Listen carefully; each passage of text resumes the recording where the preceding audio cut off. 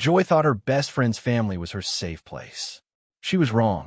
When her best friend's husband tried to force himself on her, Joy refused. But instead of justice, she got shame. Thrown out like trash by the one person she trusted most, her childhood best friend, now turned against her. With nowhere to go and a sick mother depending on her, Joy's world collapsed. Until a mysterious car nearly ended it all. And inside that car, a billionaire single dad with a secret. But it was his crippled little girl's first words that changed everything. "Mommy, you came back." This is Joy's story. Watch till the end to see how a broken Maid became the mother a little girl had been praying for.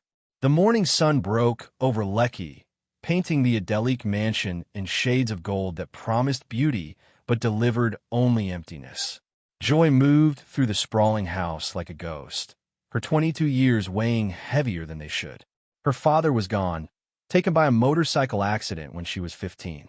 Now her mother, Mama Woke, lay in their village home with diabetes that swelled her feet and dimmed her sight. Every naira Joy earned went toward insulin and hope. She hadn't always been invisible. Once, she had been Chioma's other half. They grew up in the same red dust village, two girls who braided each other's hair under mango trees and whispered dreams into the humid night. Chioma wanted Lagos, the glittering city. Joy wanted only to make her mother smile. When Chioma married Femi Adelik, a tech entrepreneur with money that spoke louder than love, she called Joy with a promise wrapped in sisterhood. "Come to Lagos," Chioma had said, her voice bright with new wealth. "You're not just a maid, Joy. You're family. We'll get you on your feet." 10 months later, Joy understood that promises could rot faster than fruit left in the sun. Chioma had changed. The girl who once shared her last piece of bread now counted every grain of rice Joy ate. She posted perfectly filtered photos on Instagram, calling herself a lifestyle influencer while her eyes grew colder each day. The mansion was beautiful, white tiles that reflected everything, imported furniture that no one truly enjoyed, and an atmosphere so toxic Joy sometimes forgot to breathe properly. Femi was always home. At 35, he claimed to run a drop-shipping empire from his upstairs study, but Joy noticed he spent more time watching her than working. It started subtly. "Chioma chose well bringing you here," he'd say, his smile lingering too long. Then came the accidental touches, his hand brushing her back as she served dinner, his presence suddenly behind her when she cleaned. Gifts appeared in her small room in the boys' quarters, perfume she never requested, clothes too revealing for her taste, money folded with notes she never read. The WhatsApp messages started at midnight. Joy never replied. She deleted each one, but they kept coming like a disease she couldn't cure. Her phone became a source of dread. "How do I tell my best friend her husband is a predator?" Joy asked the cracked mirror in her tiny bathroom one night. The mirror had no answers. Memories haunted her, Chioma laughing as they practiced dance steps for the village Christmas play, Chioma holding her hand when Joy's father died, Chioma whispering, "Best friends forever, Joy. We'll always protect each other." But that Chioma was gone. This new version once told her guests at a dinner party, "Femi is the best thing that ever happened to me. I'd die without him." Joy had been clearing plates when she heard it, and the words settled like stones in her stomach. She felt trapped between loyalty to a friendship that no longer existed and the instinct to protect herself from a man who saw her as prey. The real nightmare began when Chioma flew to Dubai. She told everyone it was for content creation, networking with other influencers. Joy overheard the truth. Cosmetic procedures Chioma was too vain to admit. The morning Chioma left, Femi's mask dropped completely. He no longer pretended. His compliments became commands. His glances became stares that made Joy's skin crawl. 3 nights into Chioma's absence, Joy was washing dishes when she felt him enter the kitchen. She didn't turn around. Her hands moved faster, scrubbing a pot that was already clean. "You've been avoiding me," Femi said, his voice low and thick with something Joy recognized as danger. "I'm just working, sir," she replied, keeping her eyes on the soapy water. "Look at me when I'm talking to you." Joy's hand stilled. She turned slowly, keeping the counter between them. Femi stood in the doorway, blocking her only exit. He wasn't smiling. His eyes held a hunger that made her stomach turn. Sir, please. I need to finish and sleep. I have to wake early for the children. The children are asleep. Chioma is in Dubai. It's just us, Joy. Stop pretending you don't feel this. I don't feel anything, sir. Please let me pass. He moved closer. Joy backed against the sink. Her heart hammered so violently she thought it might crack her ribs. When he reached for her, she did the only thing her body knew to do. She fought. Her nails found his face, dragging across his cheek with desperate strength. Femi stumbled back, shocked, his hand flying to the bleeding scratches. You bitch, he hissed, and a hatred in his voice was so pure it froze her blood. Stay away from me, Joy managed, her voice shaking but firm. I'll tell Chioma everything. Femi's laugh was cold and knowing. You think anyone will believe a village maid over me? You have no idea what I can do to you, Joy. No idea at all. He left the kitchen, and Joy collapsed against the counter, her body shaking so hard she had to grip the edge to stay standing.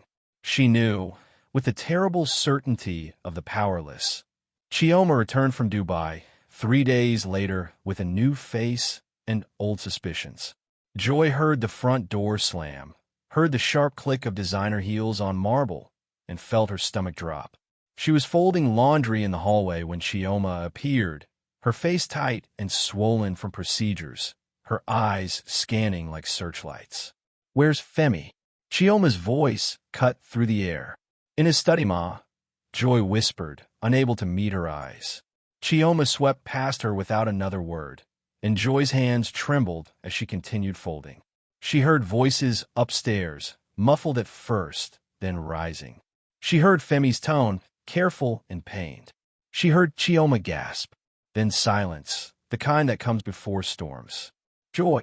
Chioma's scream shattered the quiet. Get up here now. Joy's legs barely carried her up the stairs. She entered the master bedroom to find Chioma standing rigid, tears streaking her swollen face, while Femi sat on the bed, his cheek bearing 3 healing scratches. He looked at Joy with eyes that held victory and venom in equal measure. Tell me it's not true, Chioma said, her voice shaking. Tell me you didn't try to seduce my husband. Joy's world tilted. What? Chioma, no, I would never.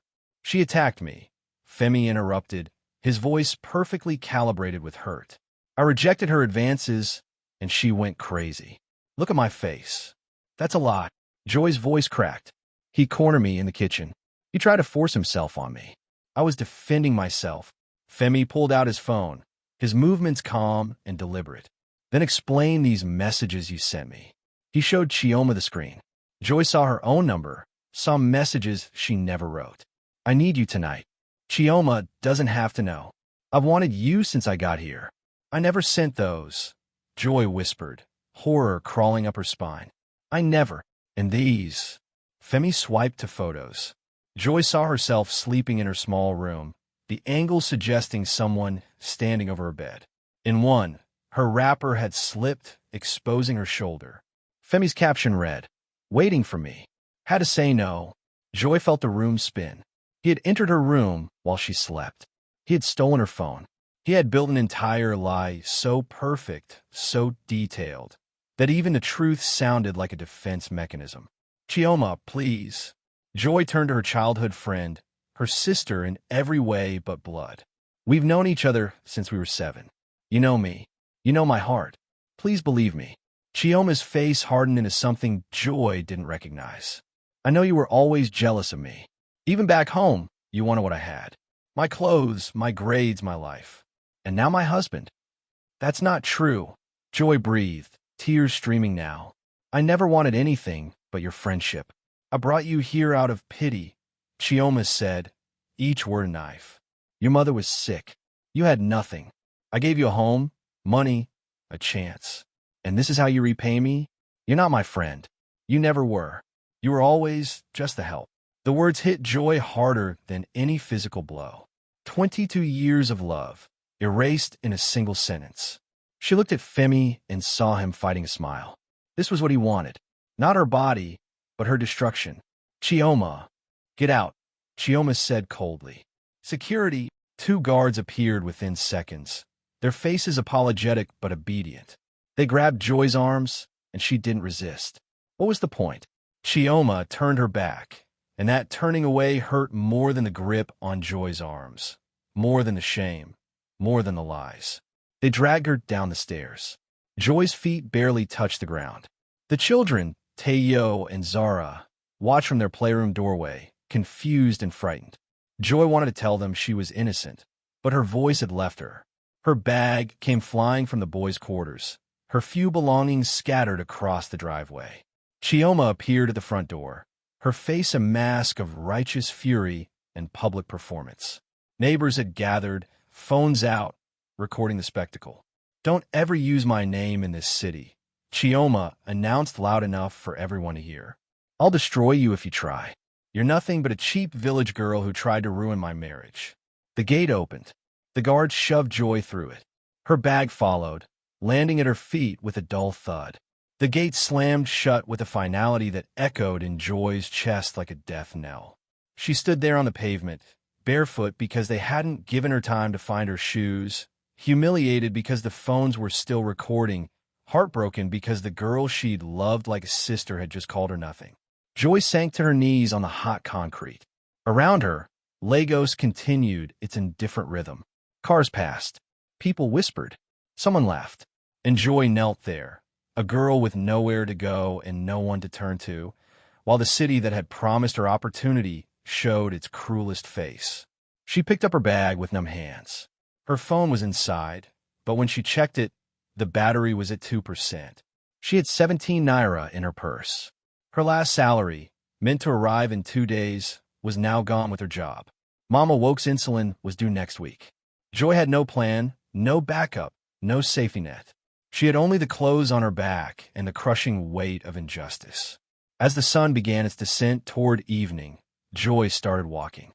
She didn't know where she was going.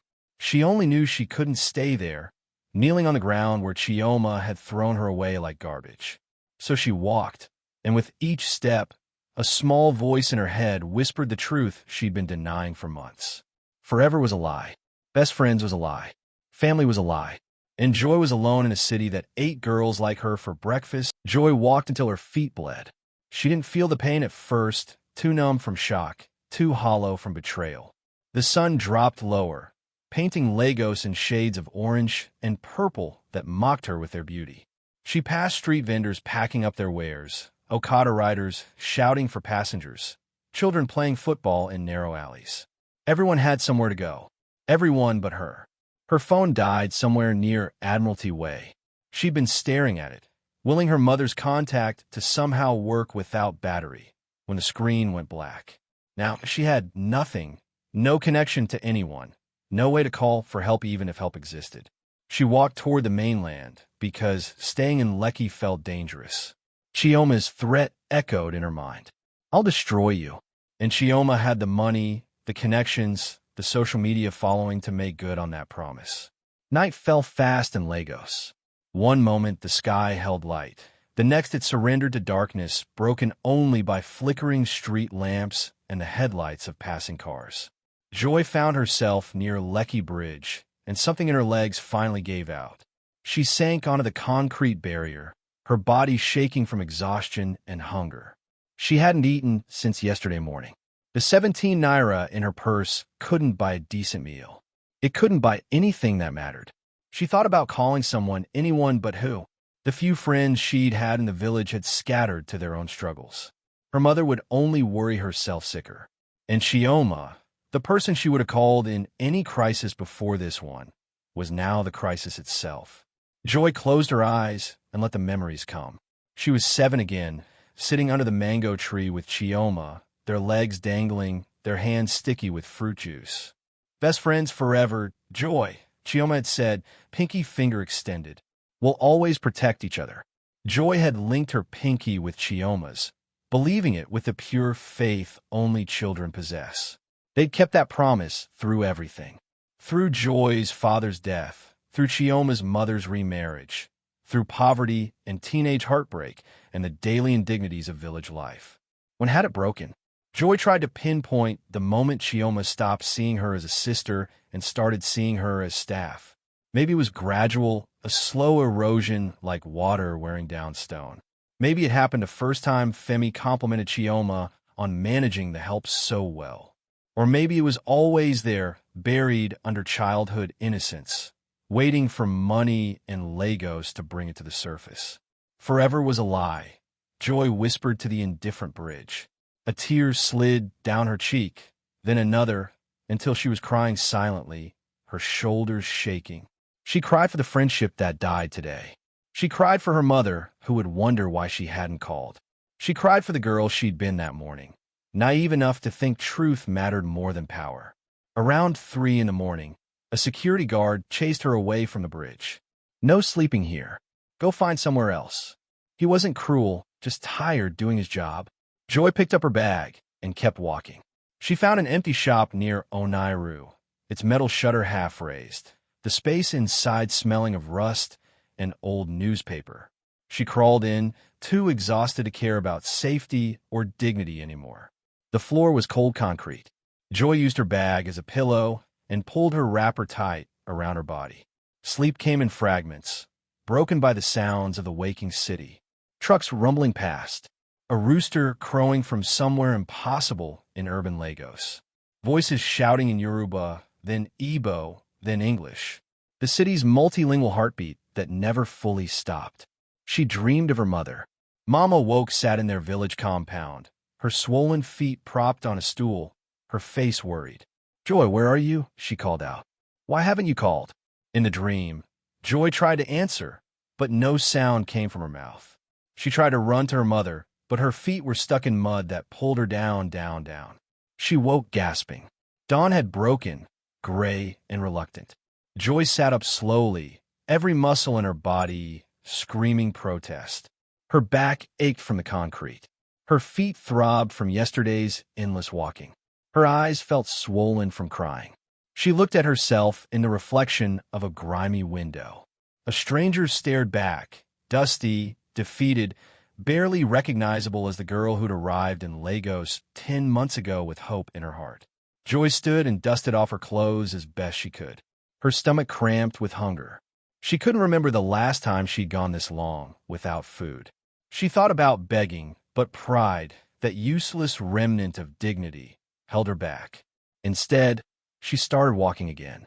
If she could reach the mainland, maybe she could find a bus park, maybe convince a driver to let her ride part way to the village, maybe reach her mother and figure out what to do next.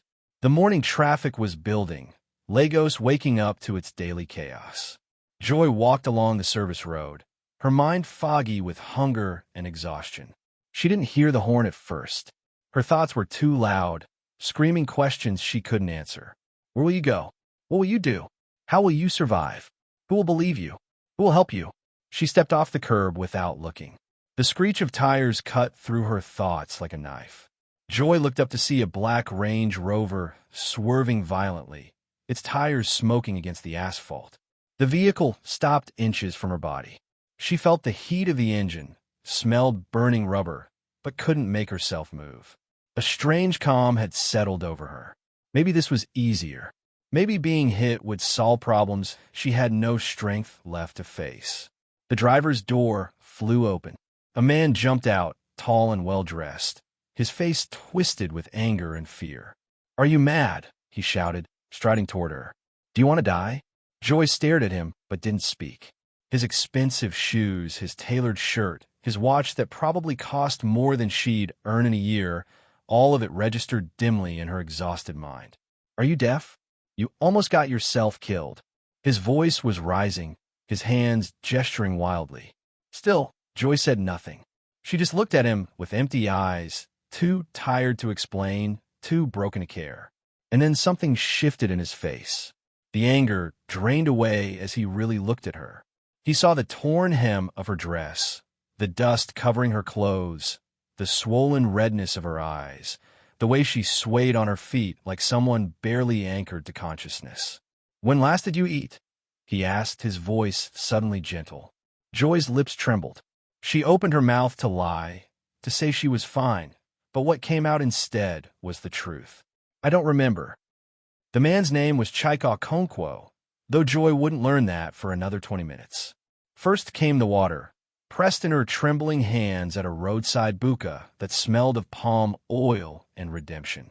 She drank like someone who'd crossed a desert, the liquid shocking her parched throat back to life.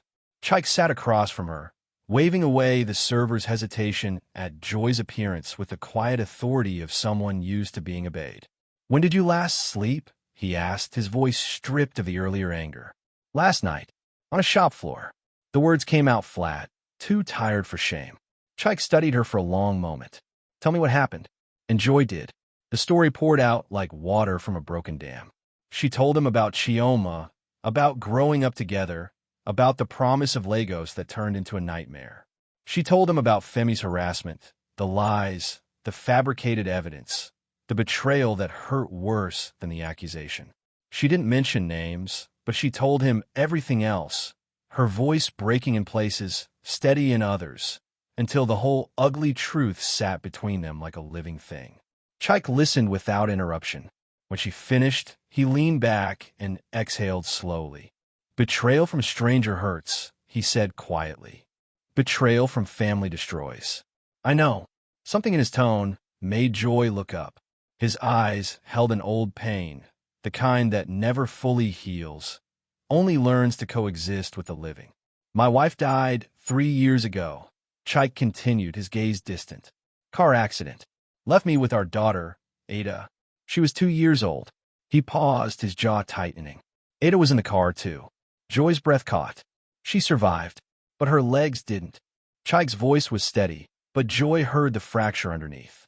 "The doctor said she'd walk again eventually. But Ada stopped talking the day we buried her mother. 3 years of silence. 7 nannies who couldn't reach her. A little girl who's been waiting for her mother to come back." "I'm sorry," Joy whispered, the inadequate words all she had. Chike met her eyes.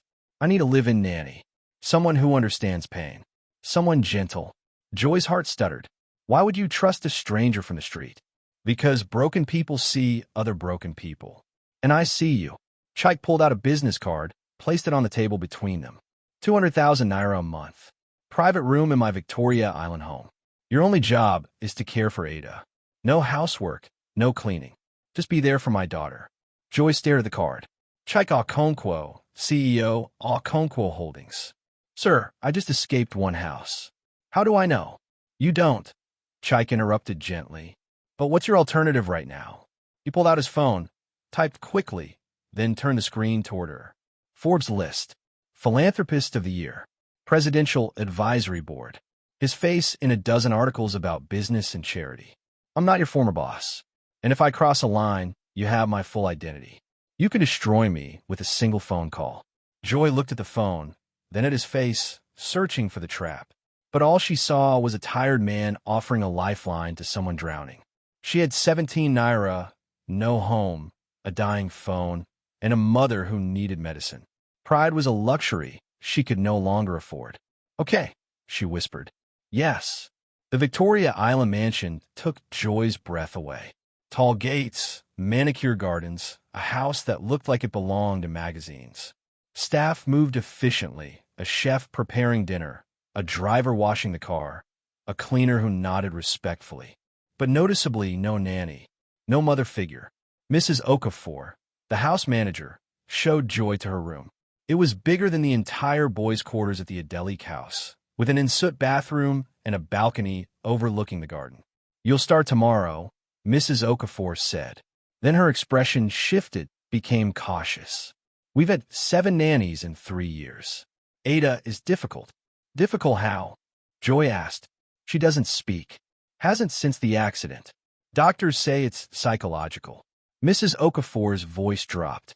"And she doesn't let anyone touch her, especially women. She screams."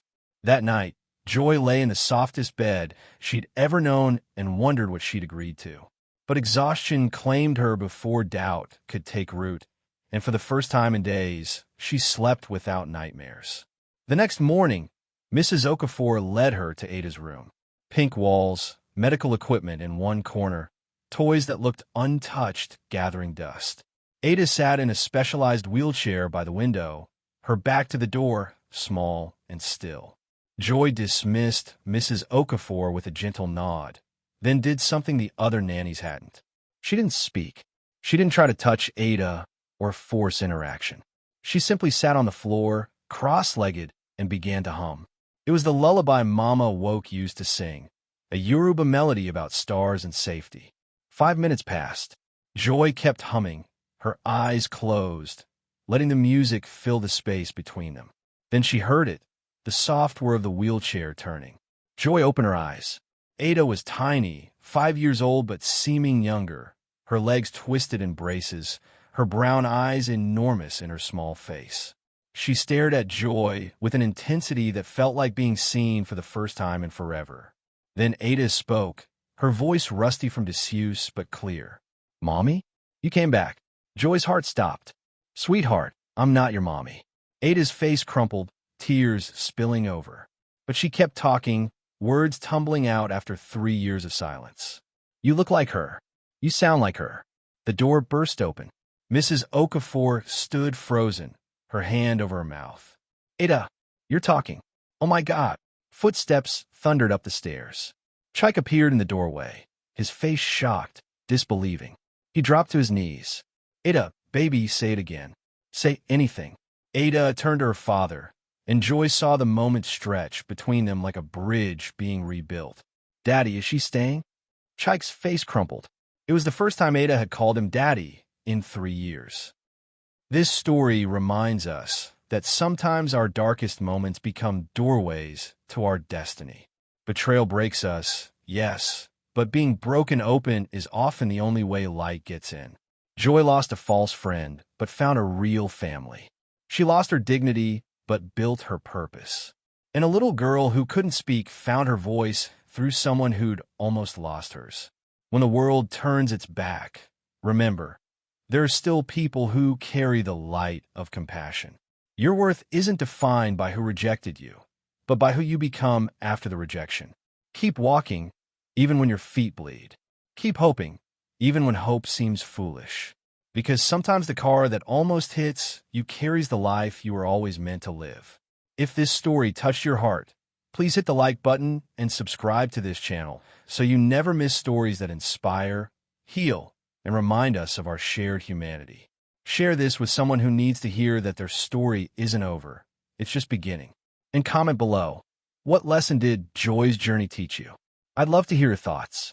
Thank you for watching, and remember, your breakthrough might be one step away. Keep moving forward. God bless you.